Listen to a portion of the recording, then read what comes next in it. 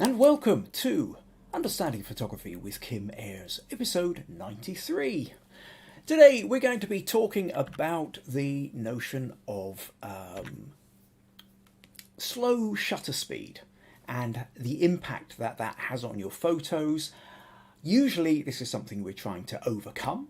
The shutter speed is too low for what we're wanting. We're trying to create sharp photos. Slow shutter speed can often mean blur and things not being quite how we want them. But today I'm going to be talking about the notion of purposefully using slow shutter speed, different effects you can get. And that's going to be setting us up towards the idea of a challenge for next week. So stick around where I'm going to talk a little bit more about that. Also, coming up we have in the... an example of slow shutter speed. What we're also going to be talking about is, after this section, I'm going on to the critique. We've had 3 images put in to the critique section for the second part of this podcast. Part 1 is from Megan, where she's actually sort of been attempting slow shutter speed photography. Put this image in and is looking for a little bit of feedback on it. We also have... Roy took this photo, has been playing with it, editing it a little bit, but doesn't quite feel he's got there, is looking for a little bit of feedback on that. And then similarly, another kind of slow shutter speed shot from Robert at the memorial, where the streaks across the sky, which you can just about sort of see here, are actually on a slow shutter speed. This was a plane coming into land. So he's looking again for a little bit of feedback about how he might have gone about things differently from that. So... that's what we're going to be looking at today. So today being good morning to you in the Americas, good afternoon to Europe and Africa, and good evening to everybody in Asia.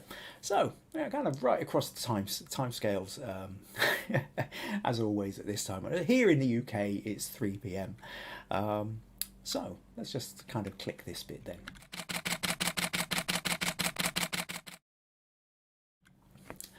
So here we are, live on YouTube. Leave a comment. Let me know you're here. Tell me where you're from. Tell me what the weather is doing. As I can see there's already a couple of comments in here. Meg, my daughter, has already said good afternoon, everyone.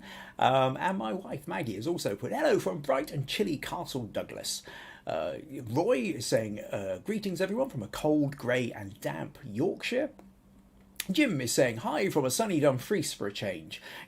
Just 20 miles along the road, also sunny here in Castle Douglas.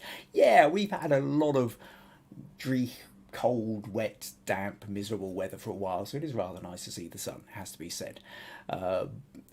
Brian also says good afternoon from a sunny but cold Dumfries. Jack Leroy says hi everyone, and Jackie says hello from a scorching hot South Africa. Well, of course, in South Africa, while we might be in the middle of winter here, South Africa is, of course, southern hemisphere, so middle of summer there. So we have a wide range of seasons as well. Excuse me. So with all this in mind, what I want to talk about today then is... I'm going to talk about the notion of a slow shutter speed. So generally speaking, what happens when we take a photo, we go click, we press the shutter release button, that opens the shutter, light comes in, hits the sensor, and then it closes. And then, depending on what we're trying to do always, is balance the right amount of light to get in to hit that sensor. Now, in a low light condition, we quite often, that shutter then needs to be open for longer, and in a bright light condition it's open for shorter, so that you're not flooding too much light in, or so that if you're opening it for longer time, so you get enough light in to the sensor so that the picture just doesn't appear too dark.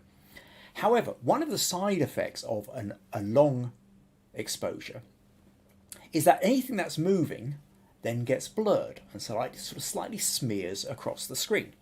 So probably the easiest way to show you an example of that is,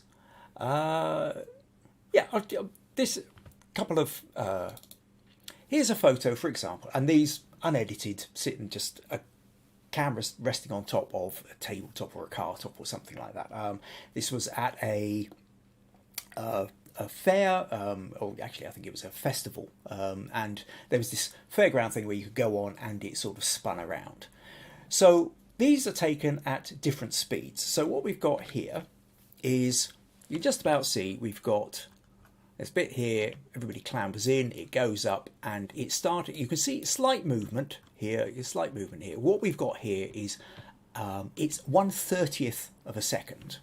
So in the space of a 30th of a second, the arms sticking out have moved a little bit, just enough to create a little bit of motion blur just on the tips. Now, what happens then if we slow this down? So then what I did was I slowed it down to a 1/6 of a second, so 5 times slower. And at this point when it was going around, now you can see across the same amount of time, this has stretched far more. So then I sort of moved it on, and we go to 1.6 of a so to like 1.5 seconds basically, and over 1.5 seconds you can see it's now arced, something like about a third of the way, or no, a third, nearly a quarter, about a fifth of the way around a complete cycle. If I then slow it down a little bit more and we get to 3.2 seconds, so twice as long again, we can now see at this point each end is kind of caught up with the other. And then if we go for a final one, which is 6 seconds, so nearly twice as long again, the whole thing just becomes an entire blur. So in the point of 6 seconds, this has probably cycled round twice or thereabouts. And so the sensor isn't picking up a sharp single point. All the light points are kind of catching up and joining and blurring and blending into each other. So let's show you something else, what happens. Another thing that quite often happens, another thing that we quite like to do is slow shutter speeds are often used at night time, obviously because there's not a lot of speed. But if you're doing astral photography, star photography, now maybe at some point I'll talk a little bit more in depth about this, but just to give you a little sense, what I wanted to do here was show you this photo. So this photo here was taken over 30 seconds. And I've got a wide angle lens on, and it's a 30-second exposure. And it's still an ISO 3200, and I've got an f3.5, so it's quite a wide aperture.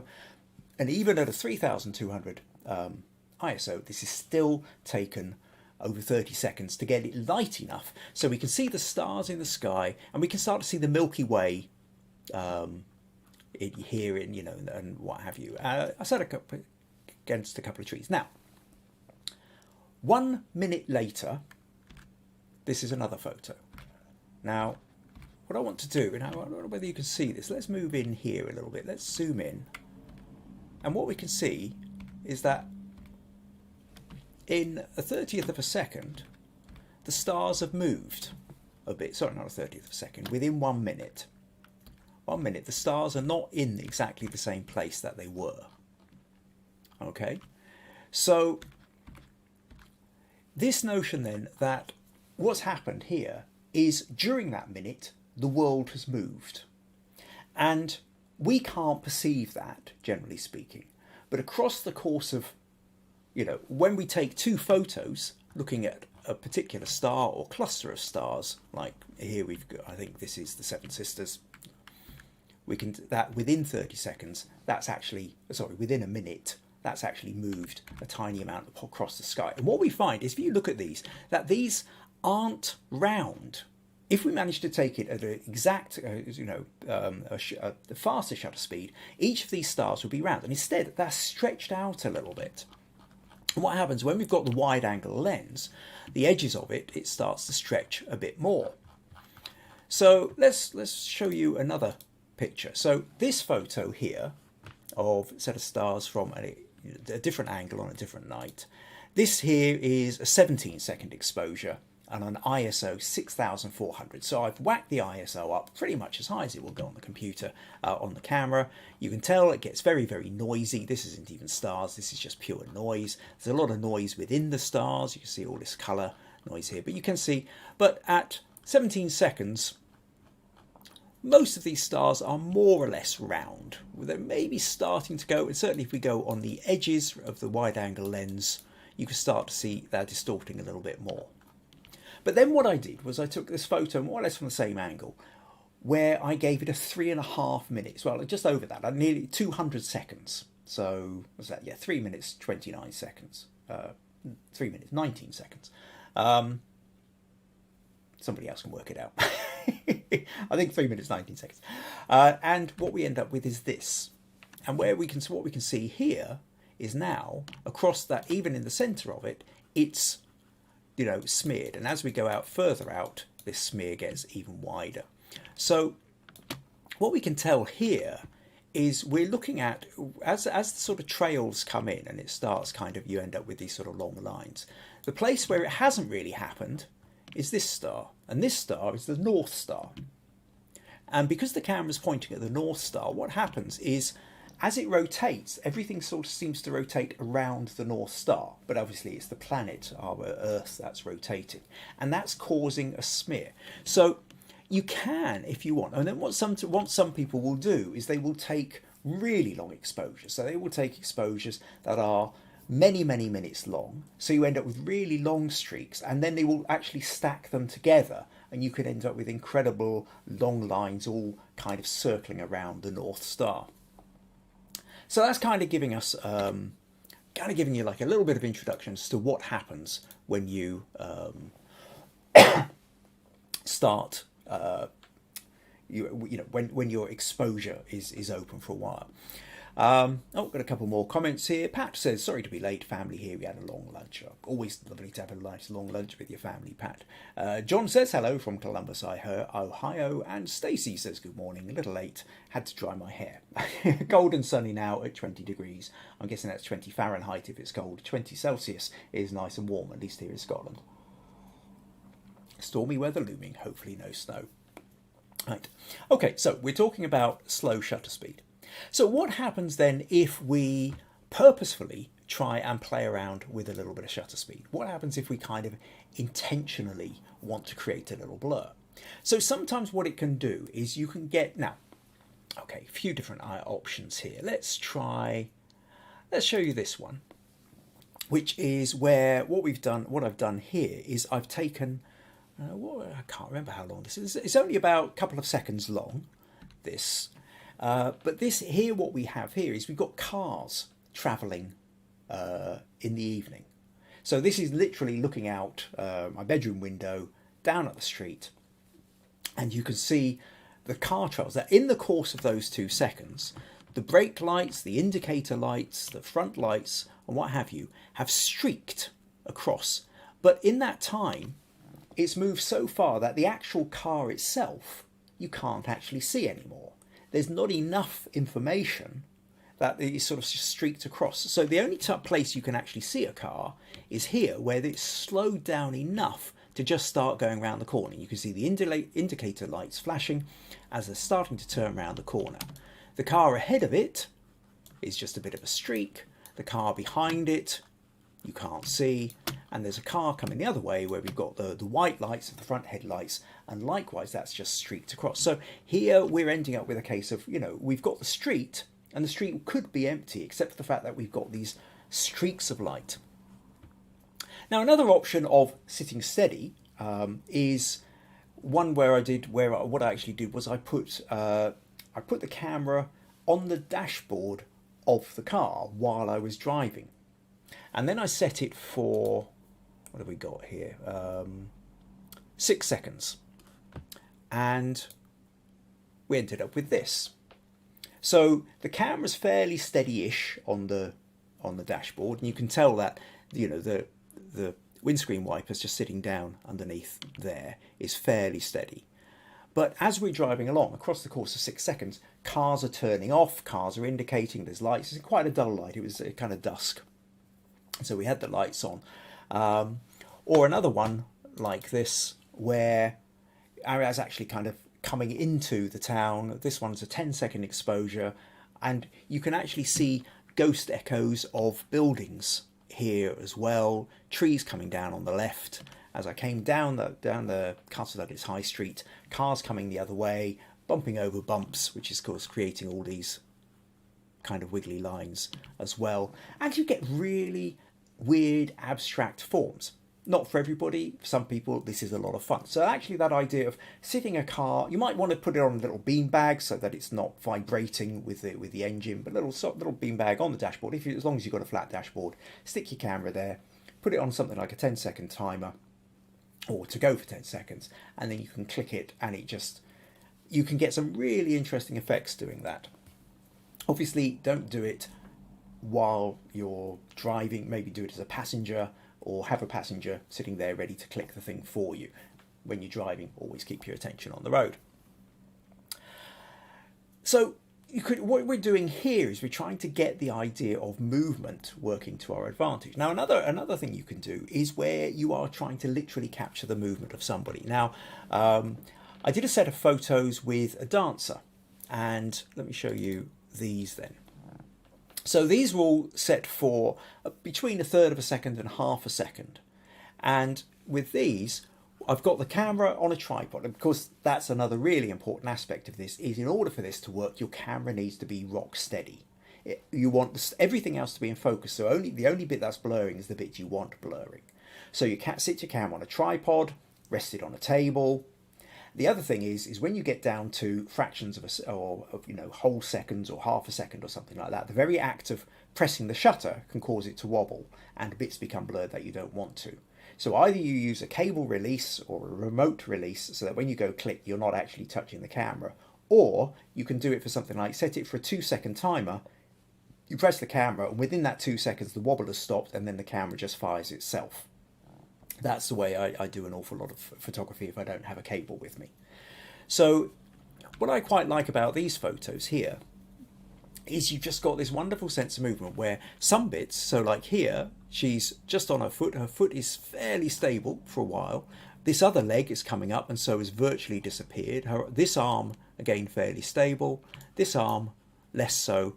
So as she's sort of moving into position, as the arms are moving and the legs are sort of moving, some bits are more stable and others aren't. So you get this kind of wonderful sense of movement here. Here, her legs absolutely rock solid, and it's her arms that are coming up. This one now, she's got a piece of cloth which she's moving around. But again, you can see, this foot is well anchored. This foot has moved slightly. The cloth is really creating movement. Her arms are creating movement as well. Here again, feet planted, cloth flying about overhead. A couple more for you. But you get the idea. You get that sense of, so this is where you can really be playing around with that notion of sort of semi-abstract, interesting images. You see, the great thing about photography, one of the things that I think draws us all to photography, is photography enables us to see the world in a way that we don't see with our natural eyes. This is why we tend to like things like these long exposure photography, or fast exposure photography, where you catch somebody in the middle of a jump, or a ball being thrown, or a dog shaking its head with water spray flying out of it. Macro photography, where we get in really close.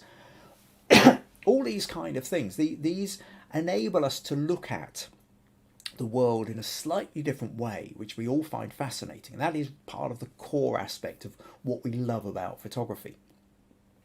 And so slow shutter speed allows us to really start playing with movement in a way that we don't normally get the chance. Now, yesterday, to try and really get a sense of that, I mean, the picture we started off with, which I've been using to advertise this, is this photo here. It's a very, structured photo. I went down, I think it's about 5-second exposure, 100 ISO, f22, which was as narrow an aperture as I could get. So it's daytime, which means there's a lot of light. I didn't have an ND lens, neutral density lens, which is always good for daytime slow shutter speed photography, because essentially if you put a density filter over it, it's a little bit like sticking sunglasses on front of the lens, so less light gets in. That means you can keep the shutter open for longer, and so get more of this blurred effect. So this was taken a few years ago, autumn woods. It was a dull day, still a bit of canopy about, which means if this had been a bright sunny day, I would never have been able to get away with a 5-second exposure. But across the course of 5 seconds, we've really managed to get some really nice kind of that sort of milky blur. Now, to give a sense of how you can actually, how that works, what I did was yesterday I went out with my camera. These are completely unedited photos I'm about to show you. But I went out with the camera about 5 or 6 miles down the road where there's a little stream in a wood, and I zoomed in on a little bit of water tumbling over a few rocks. So and I've got the camera set on a tripod. And like I say, what I'm doing is I'm doing a 2-second timer on it. So I click and it releases. Now, this first one here is set to go at 1,000th of a second, right? So 1,000 is very, very fast shutter speed. And what we can see is every little droplet is sort of captured. You know, we can make out the details in a lot of stuff. However, in order to be at 1,000th of a second, this is also whacked up to maximum ISO. This is ISO 6400. It's also, I've had to have the aperture as wide as I can at 2.8, so it's a very narrow depth of field. So actually some of it just isn't in focus because I've only got 1 or 2 sort of little bits in it, so it's a bit rough. But just wanted to show you what it looked like at 1,000th of a second. So very fast shutter speed, you're capturing this. Now what I'm going to do is from this, I then started slowing it down. So this one, next one down, I've gone to 640th of a second. Maybe not a huge amount of difference at this point, but perhaps if you look at this point here, just under the rock, just under the overhang here as it's coming down, this will be your key point for watching really how much difference the slow shutter speed makes. So when we come to here, this is 640th of a second, and already you can see it's maybe not quite as sharp because of the movement of the water. Then if we go to here, this is 400th of a second, and you can see it's starting to blur a bit more. In the space of that fraction of a second, the water has moved, and so you've not managed to capture it as sharply. Then at this point we drop down to 250th of a second, and then 125th of a second. Now you can see at 125th of a second, this is now really starting to get quite blurred. We're still getting it reasonably sharpish with some of these sort of air bubbles that are coming up on the water, but that's starting to go out of focus a little bit. But we're noticing now that sense of movement much more. Rather than it being a frozen moment, you've got that blur of the movement that's happening in 125th of a second. Next then we go down to an 80th of a second, and then a 30th of a second. Now you can really start to see at a 30th of a second where it's making a difference. A lot of difference coming, even where the water's a little bit slower falling off the edge of the rock here, this is starting to become blurred as well. This is much more so, and even the little air bubbles that were coming up here are really starting to smooth out somewhat. The next one we go to is a 10th of a second, and then we go to a 1/4 of a second. And a 1/4 of a second, you can see what a difference that's making. We go a little bit further, double that, half that rather, half a second, and now we're into a sort of different kind of realm. Then we go to a whole second, so a whole second exposure, and this water is now starting to become almost like mist. It's sort of changing the quality whatsoever. The air bubbles that have come up, they're all just kind of becoming really misty and stringy almost. Then we go down to 2.5 seconds, and then finally we go to 6 seconds. And at 6 seconds, the whole lot here is just mist. And then at this point, if you wanted, you could, where are we? Open with Photoshop, that's what I was trying to do. So you've now got the misty photo, and if you want, you can then, this is where you can then sort of decide that you want to crop it in. Maybe pull that side in a little bit, something like that. And then if we take that into Camera Raw, you could maybe vignette it a little bit. Auto, yeah, or maybe just bring the highlights down a little bit, bring a little bit more texture out of the base, bring the shadows up a bit, play with the clarity, maybe even boost the vibrance a little bit. And you end up with, you know, a really kind of fun little interesting photo. So this then is the difference between, let's show you then. So that's, what did we say, 6 seconds exposure and a 1,000th of a second exposure. So exactly the same spot. So that to that. So it's exactly the same place. It's just a case of how long the camera has been exposing the picture. So let's just close a few of these. So that's really kind of what I wanted to talk about. That notion of creating an image where you lengthen the exposure. You keep your camera dead steady.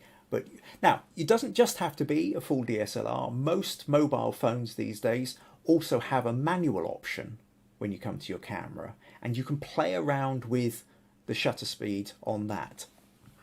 And just to show you, even my old phone here, which is now actually close to 4 years, which is a bit, or was it 4.5 years, I think we worked out earlier. I took this photo once at a little weir that was rested it on the wall, and this is a 1 second exposure. That was as far as my camera would go. I think probably more modern phones will do a lot more. But even in that 1 second, with the water kind of pouring over the edge here, we've got these beautiful kind of streaks going on, and this sort of very slightly misty effect kind of happening over the waterfall, and it just makes it that little bit more interesting. So I hope that starts giving you some thoughts and ideas. So that's really about the idea of slow shutter speed, that whilst a lot of the time we're suffering when we have a slow shutter speed because if you're trying to capture action, but there are times when you can intentionally go for the slow shutter speed where you want that sense of movement, whether you want to go slightly abstract like car trails or people dancing or moving, light trails where you have car lights or starlight or something like that. I think you can really kind of have some fun with the slow shutter speed. And what I really want to do is I want to encourage you to go out and try it. Maybe you've done this before, maybe you've already got some amazing photos that you'd like to share with us, or maybe this is something that's really quite new, in which case now's the time to give it a go. The key thing to remember is that you want to keep your camera absolutely as steady as possible. So you have it on a tripod, you rest it on a tabletop, you have a bean bag or something that you can sit over a wall or on a piece of ground and then place your camera within it. And then to make sure that you don't wobble the camera, either use a remote release or set the camera to a 2-second timer so that when you go click, within that 2 seconds it stops vibrating from your finger, and so you're not creating any kind of intentional or unintentional movement in the camera. All right, I can see we've got a few more comments, so let's see what we've got here. Oh, Stacey said, "How do you keep the camera steady while driving and snap?" Well, like I said, when I did the one with the camera sitting on the dashboard, first thing is, ideally, if you're driving, have somebody else do it, because for safety reasons, you don't want to be glancing over and trying to fiddle with the camera while you're supposed to be keeping your eye on the road. Alternatively, if you feel that you can absolutely do this without worrying or anything, like you set everything up beforehand so that when you're driving and you're at a safe point, all you've got to do is lean across and go click, and it's no worse than operating the car radio. But you've got to be really careful with that. The ideal thing to do is actually be a passenger in somebody else's car when you're doing this. But to stop it vibrating on the dashboard with the engine vibration, again, a bean bag. Just buy yourself a small bean bag, something, about that kind of size, roughly about a foot wide or something, 5 or 6 inches thick. Make one, you can buy them. And then what that does is that cushions stuff. And when you put that on the dashboard, you can stick your camera into it, and that will stop the vibration kind of juddering the whole picture. So hope that helps, Stacey. Anna G says hello from Texas. Angie says hello from Texas. Hello, Anne. Stacey says, you answered? Oh, right. Okay, so Maggie says the dancer shots and movement are so expressive. Yeah, that's what I really liked about them. And I think that, there's a moment when you've got a dancer that if you can get that kind of abstract sense of movement is sometimes much more powerful than freezing them in place. April says hello from a cold New York. Glad you can make it here, April.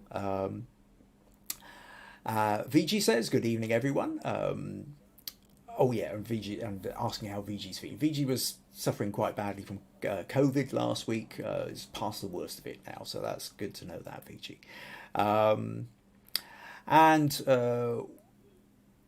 Oh yes, VG saying looks like crystal when it's. We're talking now about the water shots that I took when it's initially frozen and ends up soft as satin.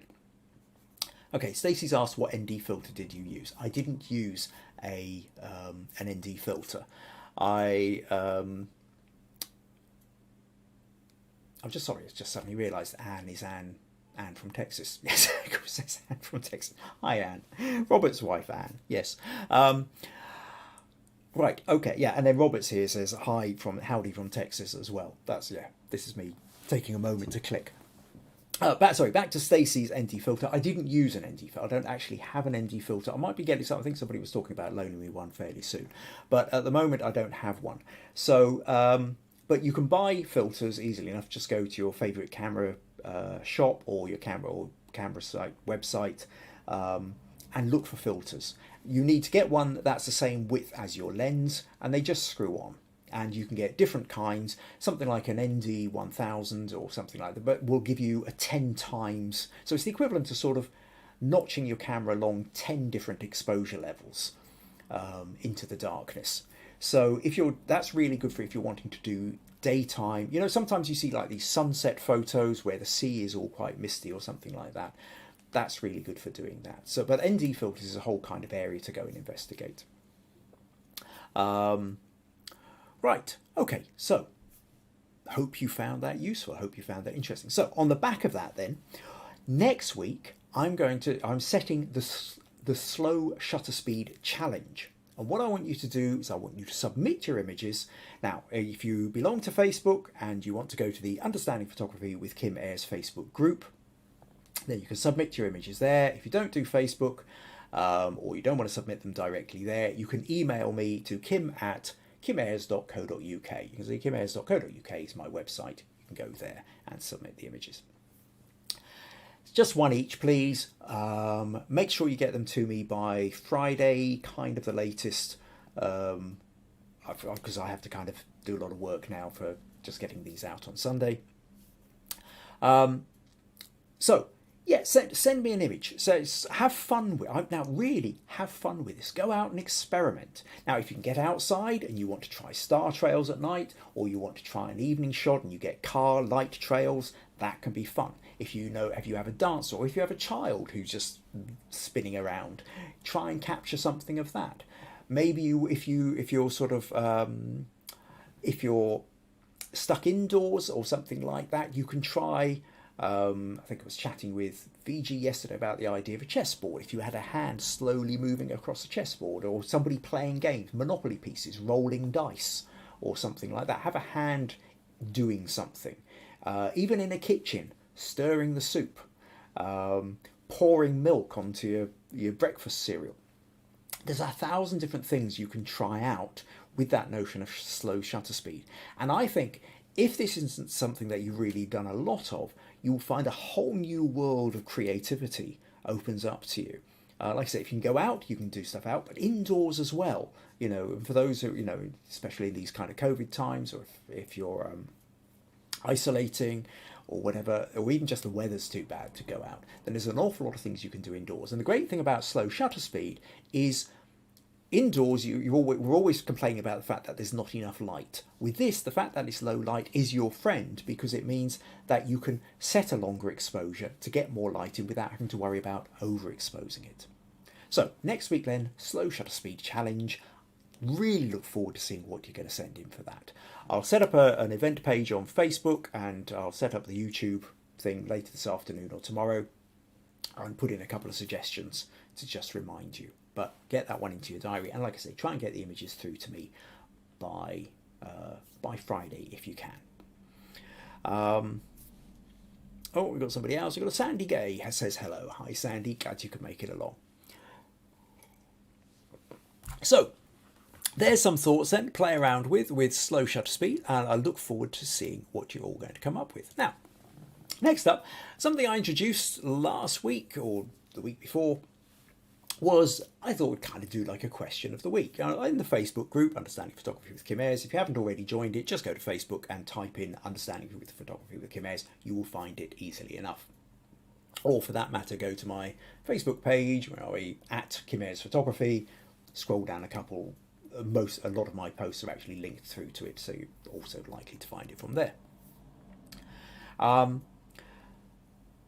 Anyway, I've got into doing like a question a week, and this week's question, I thought, well, okay, let's find out what cameras are people using. So I put out, just said, what camera do you mostly use? And quick little there's no right or wrong answer with this, but from the quick poll of those who answered, I had 10 people say they use Canon, I had 7 people say they use Nikon or Nikon. 1 person say they use a Fujifilm, 1 person uses a Panasonic, and 3 people use a phone only. But quite often, actually one of the biggest things to come out was the fact that most people have their DSLR and then they use their phone as backup, or they use their phone when they're out and about, and it's just an awful lot more convenient. Kit, for example, said he's got a 5D Mark IV and he absolutely loves it. However, his iPhone for family portraits, as it's great in low light, although he gets disappointing results with landscape and wildlife with the phone. So sometimes these different cameras are kind of geared to different things. Sean, I think it was talking, he sort of works up on top of roofs. He's obviously kind of, just as he's working, he's not wanting to take his camera up with him, but his phone then allows him to get a lot of shots from up there. So the convenience of having one of these things in your pocket, there's a phrase, I can't remember who use it, but I've heard a few photographers talk about, the best camera is the one that's in your hand. We can have camera envy about, and maybe that's another question for another week, is what camera do you desire? Not talk about that this one, but I might ask that question in the future. But very often we kind of feel that we've got the wrong camera, we've got the wrong lens with us.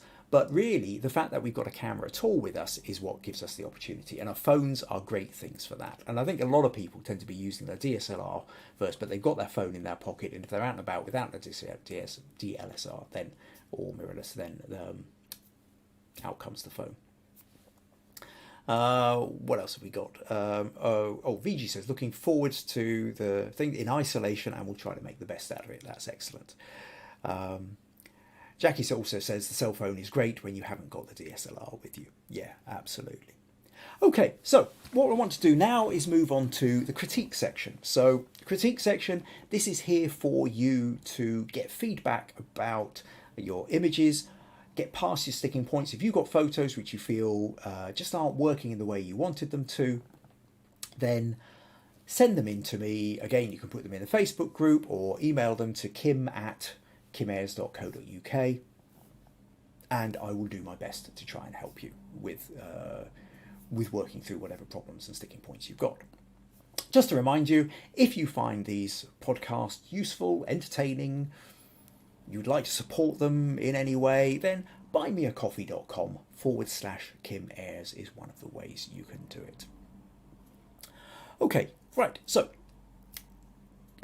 critique section.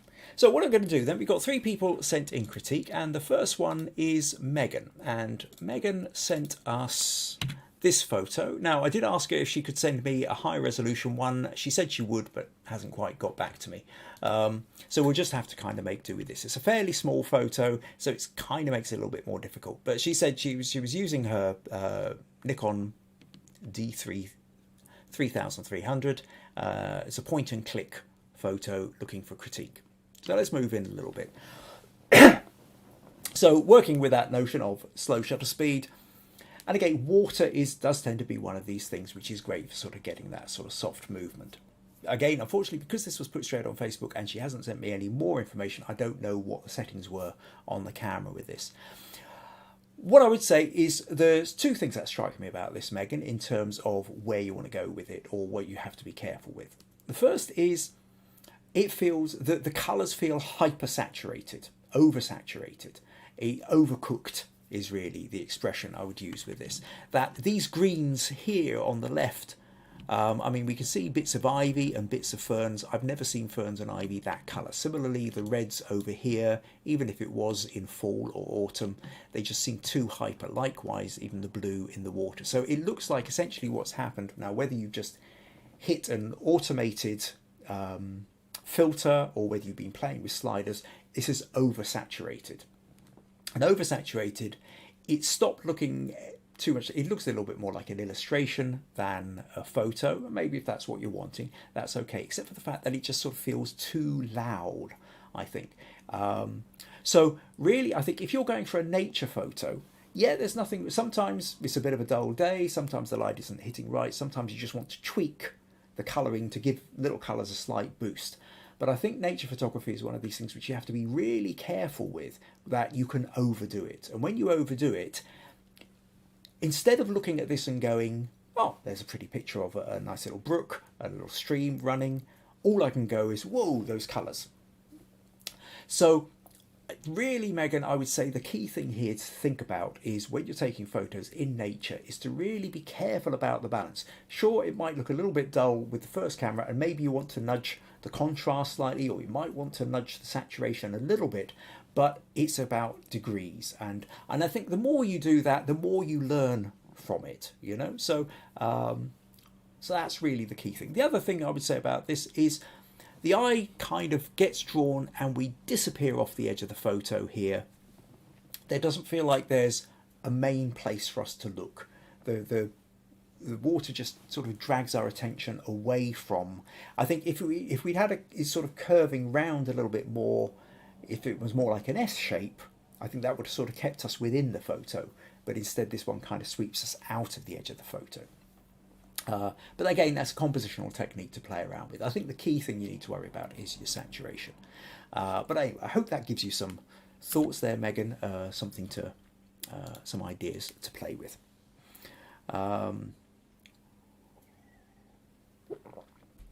Right, a few comments here where, all right, okay, everybody's chatting away in the comments now about the kind of about the kind of camera they're using.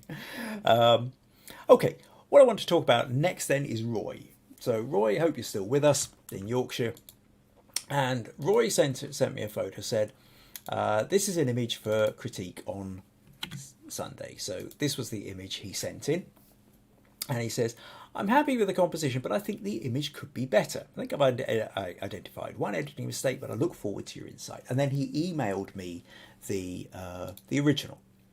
But first of all, just before I show you the original, what we can see here is we've got this setup. We've got these. It's obviously a kind of indoor shoot. Not totally sure where. It could be a swimming pool even. And okay, let's show you then the original as well. Gives us that little bit more. Maybe it isn't. It could be indoor. I'm not totally, or under the shelter of like could be an outdoor building, possibly looking up at the top corner here. And it looks like there's a bit of a stair rail there as well. So not totally, but I suppose that where it is slightly less interesting. What's clearly grabbing your attention here is that notion. It's a kind of architectural photo, where what you're really going for is that sort of semi-abstract. You've got two pillars going straight up. You've got all these straight lines coming down across the roof. You've got the straight lines going across with the wooden backing. You've got the window with that little bit of reflection. And we've got these three circles of where the light is coming through as well. So what else might you have done with this? Now, a little bit, so I will I will just sort of say, Roy, here that I'm not 100% happy with. I think I've identified one editing mistake, but I look forward to your insight. Sounds a little bit like a kind of a challenge. It sounds like well, I know what I'm talking about. Let's see whether you can pick up on it, Kim. The critique shouldn't really be about that. It's not about trying to catch me out. I appreciate you having a little bit of fun with that. But what I would really like to know is, if you feel you've identified mistakes or you feel you're having problems with it, let me know what those problems are so that I can best help you to move forward with them. Because there's a number of different things you can do with this photo. Now, depending on what you're trying to do. So you see, one of the immediate things that strikes me is what this looks like. It's a form of symmetrical, or even as we were talking about a couple of months back, asymmetrical symmetry. So it's almost symmetrical, except for the fact that there's one or two places of asymmetry within it. And for that, I think you want as much symmetry as possible, so that the one bit or the two little bits that are not symmetrical really stand out as being the single bit that's not symmetrical. So if you had the two columns here and they were absolutely vertical, rather than the fact that they're pulling in a little bit at the top, obviously that's a kind of distance perspective distortion. You've got these three here, this one in the middle, this one to the left. Now this one on the right has disappeared slightly behind the pillar. And I think if you'd sort of stepped just round to your, if you taken one step to the right, then you would have found an evenness between this one on the right and this one on the left. Now the thing is this window behind the left-hand pillar, this is your piece of asymmetry. This is the bit which you don't have an echo of on the other side. So that then becomes your asymmetrical part of it. If you're trying to go for near symmetry and just having that, then you don't want too many asymmetrical points, because it's not asymmetrical enough to feel like it was never supposed to be asymmetrical, or was never supposed to be symmetrical, but it's not symmetrical enough to be symmetrical either. So you just want that one piece of off, and your window is the key piece to have off. So actually what you really need is you need to have this circle over on the right should have been the same distance from the pole as this one on the left. And I think that's really one of the key aspects of it. So if we go back to your original here, and I can see what else actually, I suddenly notice here that there's a light down on the right here, a light and a security alarm, which you've also removed in your edited black and white version. So again, there's a light here and there's a light there, but we're kind of missing one there. So do you remove all the lights, or do you just remove, or do you shift that one over? So a little bit of, if you're going to take that photo, I think where you stand becomes really absolutely critical. So another thing, okay, let's just kind of open this with Photoshop for a moment. Let's close that one there. And now I'm not going to play around with Photoshop too much and move this over here, but you'll know what I mean. So let's crop in first of all, and we'll just do that. We'll take out the stairwell, bring this across to here, pretty much what you did before. So this is kind of our crop here. Now, one of the other things you can do is you can kind of, if we want to straighten these, I'm going to duplicate this layer, and I'm now going to use file transform, edit transform, free transform, and this allows me to play around with the little corner edges however I want. Now if I hold down I think you use a slightly different program within Photoshop. What we've got these little hooks. Now if I hold down my control, probably command if you're on Apple, and I grab this little corner with my mouse, I can stretch this out. Now if I move it sideways, then I can start to straighten that pillar. And I grab this one and I can do that. Now, and then it's a case of just kind of pulling back and forth a little bit until they both kind of look pretty much as straight as you can without each one pulling over the other. And I think when we do that, that kind of becomes a little bit interesting as well. There's a very slight thing here. In fact, actually, let's do that again, where the bottom here is curved down. I kind of just want to pull this bit down a bit as well, just so I'm kind of straightening that out so it matches along the bottom edge. Something like that. So now what we've got is, I think this is sort of, now, like I say, we still need this bit whereby ideally this light on the right, this light space on the right would match up with the one on the left. But let's just kind of stick with this for the moment. I think what we could also do, in fact, with the crop tool is, you see up here, we've got this ridge which runs in there. You could pretty much bring that down and just take out that little bit of ridge there. And I think we're really kind of now onto something. Then there's the case of how you want to convert it to black and white. Now, if we look at your original one, where are we? Okay, might have to just double click on that again. It's a fairly neutral kind of black and white, like it kind of grab the desaturation tool. So let me just show you a couple of things here for the black and white. Now, if we go hue saturation and just desaturate, that kind of gives us a fairly neutral, but there's not a lot of contrast in this. And the thing about this kind of photo, Roy, is that as well as going for that, you know, asymmetrical symmetry, you are going for those kind of abstract lines and curves and symmetry, and it is about line and shape. It's less about what it actually is and more about form. And maybe there are other ways of doing that. If we go to here and if we go to the channels, we've got the red channel, the green channel, the blue channel. These all give us slightly different feels to it. But another option here actually is, I quite like, I was playing with this earlier, and no, not history, where are we? Sorry, just, yeah, there we go, layers. And if I go to the gradient map, and what I'm going to do here is create a black and white of these two colours over in the left corner here. So this is just going from black to white, and it gets really dark up here in this version of it. Now, that's what we could do if we go back to the hue saturation and desaturate that, and then put the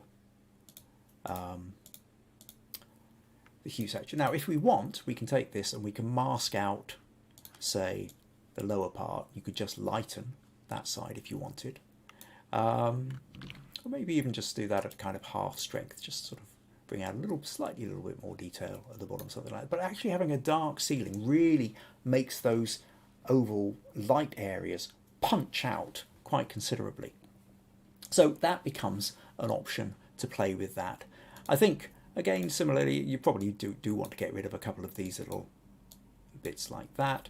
Again, whether you get rid of all of them or not, I don't know. You can kind of do that. Does it look any better? Not entirely sure. Do you even want to get rid of that line there, which I'm not so sure it's easy to get rid of that line actually, but but it's a case of what you're trying to focus on. And I think now when we come to something like this, like I say, with the exception of the idea that you get that bit on the right sorted out just by stepping very slightly to the right to get that, I think then what we're talking about is line and shape. You've got black and white, which is I think, you know, we've got it then accentuating, or we've straightened those columns. So we've got the straight lines, we've got the circles, we've got pretty much the symmetry, and then the asymmetrical bit is this window sitting on the left. And I think that becomes a much stronger image than when we kind of take a little look at your original. We're still kind of looking at very much, well, what building is this? Where is this? What is it of? Whereas I think once we kind of get rid of that bit and we come here, we're less worried about what the building is, and we're more kind of interested in that notion of shape, line and form. So I hope you found that one useful, Roy. Yeah, hopefully that gives you a little bit of few ideas to play around with. So a couple more comments here. Meg says, beautiful photo, very colourful. That's of Megan's photo. Roy says, it's an outdoor shot of my local leisure centre. I thought, yeah, I kind of had that kind of leisure centre feel. I did wonder about the swimming pool idea. Anne says, the geometric shapes offer many interesting possibilities in terms of composition. Yeah, absolutely, I think so. And April says, what if you move the column over slightly? I find that tool amazing. Well, you could move that column on the right, you could shift, but because it's overlapping the circular bit, you would then have to rebuild the circular bit as well. So you can play around with it in Photoshop and what have you, but really, honestly, the easiest thing to do, if you're back there at all, Roy, is just try and find the place where you're going to stand, and just think about those columns and the layout of those bits, and try and get those absolutely as symmetrical as you can. So you've got exactly the same gap on either side, and then that gives you the freedom to really then play with the asymmetrical bit and play around with lines and tone. Oh, okay, Roy comes in and says, thanks, Kim, I'll edit that again. Cool, okay. Last photo I want to talk to, and then I'll remind you a little bit again about what we're going to be doing next week, is we're coming on to Robert. So Robert sent me a couple of photos. Now, Robert says, I was in Washington, D.C. this week and tried long exposure shots. So we've got this one and we've got this one. Two basically fairly similar, taken from the same edits, slightly different crops. And he goes on to say, this is the Jefferson Memorial and planes land at the airport behind it. I tried a few variants and settled on these two. As you can see, the light trails on the aeroplanes. So this is what we're talking about here. The lights, as the plane's flying, the lights are flashing on the wings. Because these are something like a 10-second exposure, you can tell where the flashes are. We've got the big flash and little flash, but that could be like sort of from the length of the plane. These big flashes are happening presumably every 10 seconds. Or no, it wouldn't be 10. No, in 10 seconds rather, it's gone 1, 2, 3, 4, 5, 6. 6 flashes we've counted across the sky within that 10 seconds. Also, what's interesting here, because it's a 10-second exposure, the water, the ripples of the water have kind of smoothed out. And then we've got the reflection of these in the water. But here we can see just about, you can catch the edge of it. I'm not sure how bright it will be on your screen. We've got these, you can see the flashes reflecting in the water and little bits of the trail as well. So I thought that was really quite interesting. Robert goes on. So you can see the light trails of the airplane in the sky and the water. I turned down some of the colour channels to make the photo less yellow to maintain the night. I hope the crop is acceptable. I didn't have a tripod with me, so I laid the camera on the ground. Good thinking. It wasn't level, so I had to settle for a more stable the most stable position. And then so there are some post adjustments to the orientation. Look forward to the feedback and wondering how I could have done this better. So we've got these two photos. Now what Robert's done is Robert sent me the originals as well. So what I will do here is, let's just open up these originals. So he sent me the raw files. So this is one of them. And what I will do, I'll just hit auto on that. And that kind of just sort of automatically lightens and darkens, kind of evens it out a little bit. And I'll click open on that. And then I'll just close Roy's one for the moment. And then his second one, similarly, if I click auto, should do pretty much the same kind of thing. And I think what's kind of interesting in this one as well is we can actually see here there's a little bit of red light in the sky, and we can see some of that red reflection down here as well. So they both got something going for them. Now, so, okay, what I'm going to do... No. Which way to do this round? Okay, yeah. Let's do this. Let's do this. Because what I think... What becomes quite interesting... You see, what I like about this, I like the fact that the streak goes right across. This one, I think, has a slightly more interesting streak and interesting reflections. Now... This is one of those things, Robert, where actually I think if you've got a lot of planes going past, a bit like the star trail things where people overlay and overlap pictures, I think this is one where it could be quite interesting to overlay them. So if I just, let me select all, copy, I'll do it this way around maybe, select all, copy this and paste it on here. And what I'm just going to do is I'm just going to see if I can, I'll just line these up, because I want to show you something here. Let's, hold on a sec. Zoom in. That's what I'm trying to do. Yeah, okay, so let me try and line that up there. Okay, it's not an absolute perfect thing, so I might have to just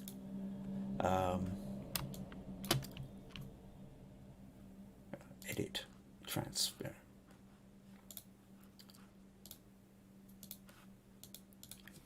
Right, here we go. Edit transform, or free transform, and then I might just need to rotate that a fraction like that. Let's just zoom back in, see if I can get that slightly better lined up. No, I've gone too far. Okay, so that I just tilt back to there. Just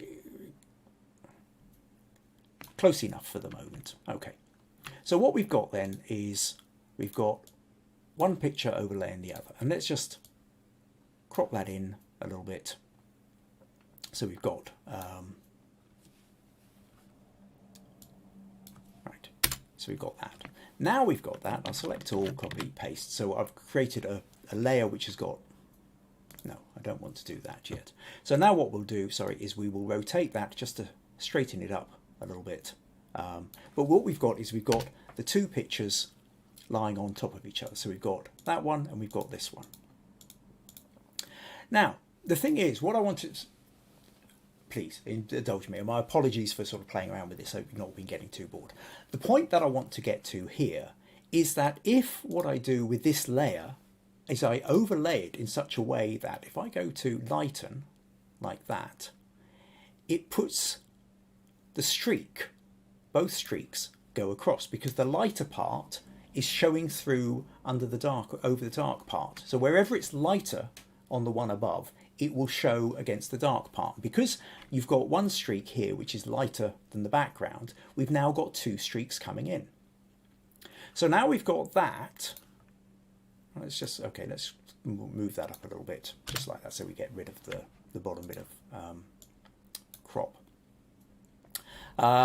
You can see we've got two layers in. Now what I might want to do is, because that's getting a little bit overkill on here, I'll just mask this one and paint in put that 100%, paint in the original underneath there, so we've definitely got that bit sharp on the horizon there, something like that.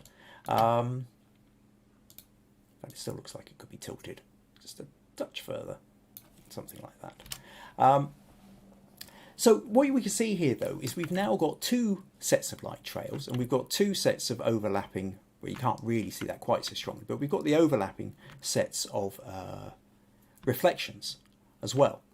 And now if you consider the point of this, Robert, is that if you were to layer this up with 3, 4, 5, 6 different plane routes all coming in, that could create a really interesting set of stuff going across the sky.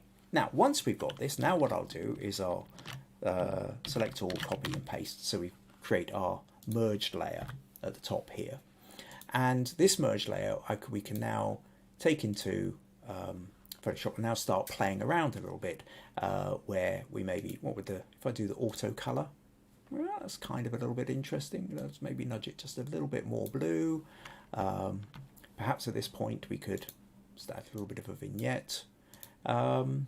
Maybe play with the clarity, touch more, maybe actually sort of darken down those highlights a little bit, even darken down the blacks or the shadows a touch, make it just a little bit darker so that it's standing out. Shadows, yeah, take down the shadows a little bit more, something like that. And now I think you can see that what we've got is we've got interesting trails coming across the sky. Like I said, there would be more if you sort of did that a little bit more. Just sort out the little corner there. And if you multiplied that up, I think you could end up with a really interesting photo.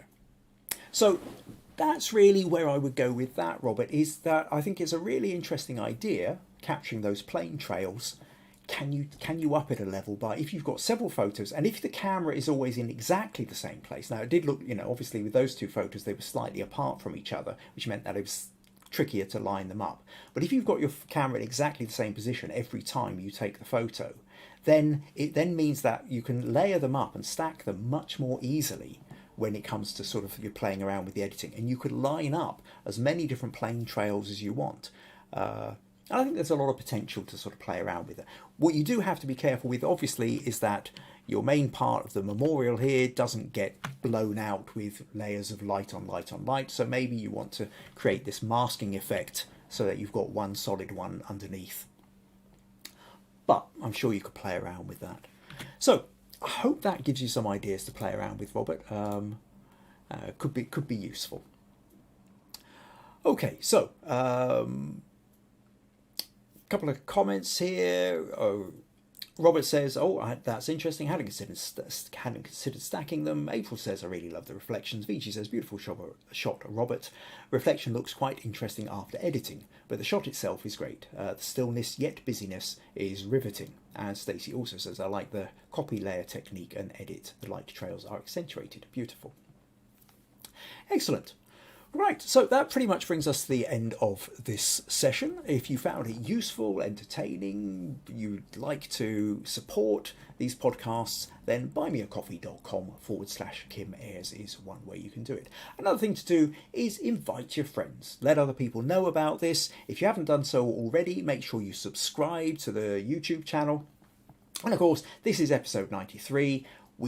You can go and find all other 92 episodes at youtube.com/Kim Ayres as well, because I keep these recorded. Yeah, I think that's basically... Oh, actually, one quick thing I will throw in. This being episode 93, those of you who can count forward a little bit, in a few weeks' time, we will be hitting episode 100. And a couple of weeks, or 4 weeks after that, we will be hitting 2 years with these. So... I'd be quite nice to do something special to mark one or either or both of these occasions. So if you have any ideas, let me know. Drop me an email, go to the Facebook page, drop me a comment. If there's something that you think we could really do with as a special 100th edition or even a 2-year edition of the podcast, I'm open. I've got a couple of half ideas, but nothing fully formed. I'm certainly open to suggestions and thoughts and ideas, so do let me know. So, summing up then, thank you ever so much to Megan, to Robert and to Roy for sending in the images. I hope everybody else feels they've learned something from that critique as well. And next week then, the slow shutter speed challenge. I really hope, get out there, have a go at this. Your phone will have manual override options. The key thing to remember is that you need to keep that's if you only use a phone.